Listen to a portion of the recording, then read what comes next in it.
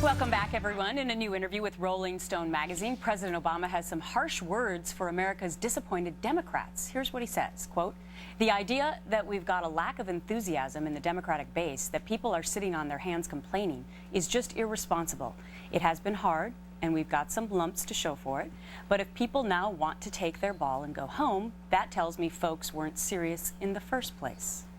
It seems he's talking tough to energize his base, but could that plan backfire? On this morning's political panel, Fox News contributor and former campaign manager for Howard Dean, Joe Trippi, Daniel Hannan, member of the European Parliament and author of the book, The New Road to Serfdom, and author and columnist JanusAdams. Good morning to all three of you. Good morning. Good morning. All right, so Joe, let me start with you because you've been a campaign manager before.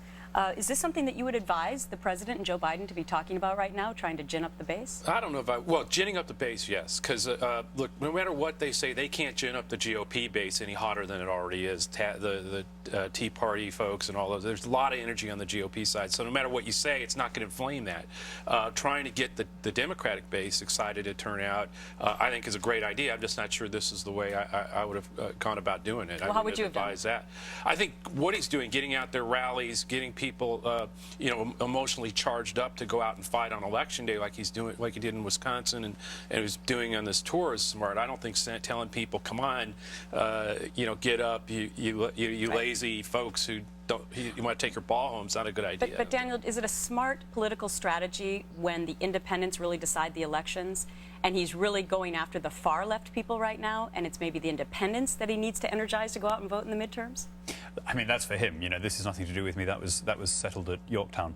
But I think it's I do think it's terribly important to be optimistic. And one of the really endearing features of US politics, when you look at it from abroad, is this incredible self-belief, this incredible optimism. And the most successful people in both parties are the ones who manage to radiate it, the way Reagan did, the way Obama did when he was running the first time round. And if you forget that, if you get dragged into attacking the other guy, you tend to suffer. But Janus, he hasn't been radiating a lot of the people who voted for him, and that's the problem right now. So is it the right way to go so far left and not try to come to the center to get some of those voters back? I think he's just trying to be realistic. I mean, right now we have the far right using very great fear tactics to rally up their base. And so the fear tactics, like what? Yes, and scare tactics. I mean, we almost have,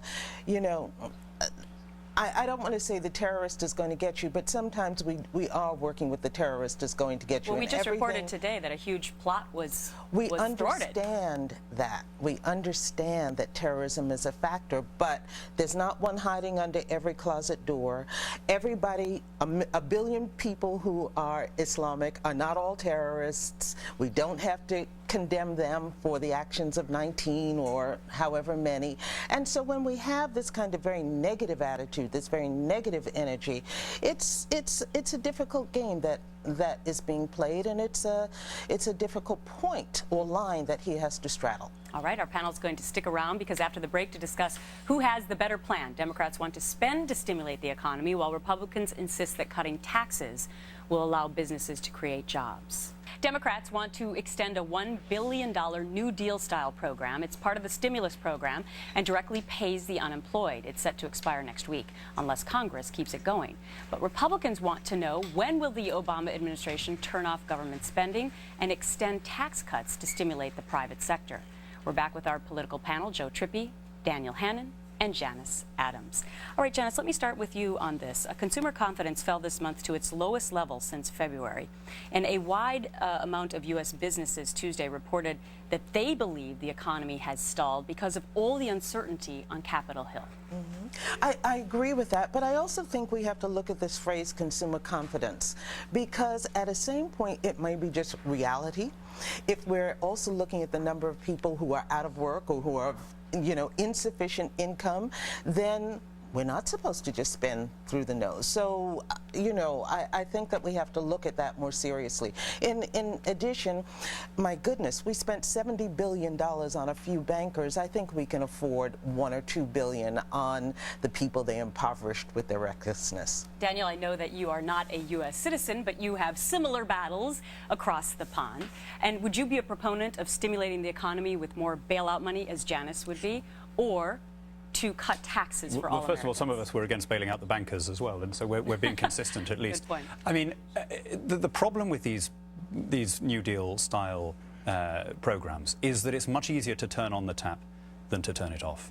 And the proof of that is that you've still got in this country, 70 years on, a lot of the New Deal apparatus there, including Fannie and Freddie and all of these agencies that were set up by Roosevelt. So it's intended as counter-cyclical stimulus spending for a one-off problem.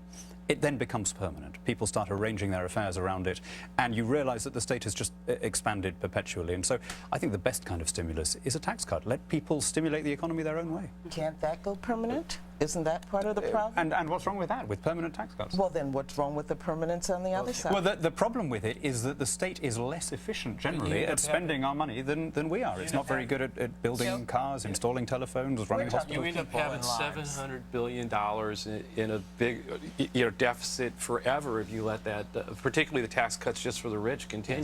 Yes. There's right now, I mean, the one thing about this program for unemployed people is, look, they'll be on unemployment, collecting unemployment.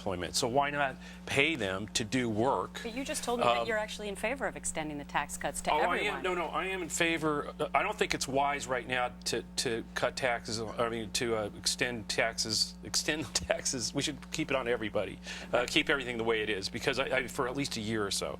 I think it's a mistake. So you would be one of the 47 Democrats who does not agree with Nancy Pelosi. I think we should do it for the middle, extend them for the middle class, extend them for the wealthy for a year or so until economy really has recovered. I think it's but I think it's a mistake to let them go on in perpetuality forever. Can I just come back, though, Joe, to your point about the deficit would be permanent? I mean, there's two ways of closing a deficit. One is through tax rises, the other is through spending cuts. Right. The problem with tax rises is that it's taking money out of the economy. The best way to get the deficit down is through growth. That's what eventually, and the way of stimulating And I got to wrap it up growth there with that thought. It's been a very interesting discussion, but we're out of time. Thank you so much to the panel.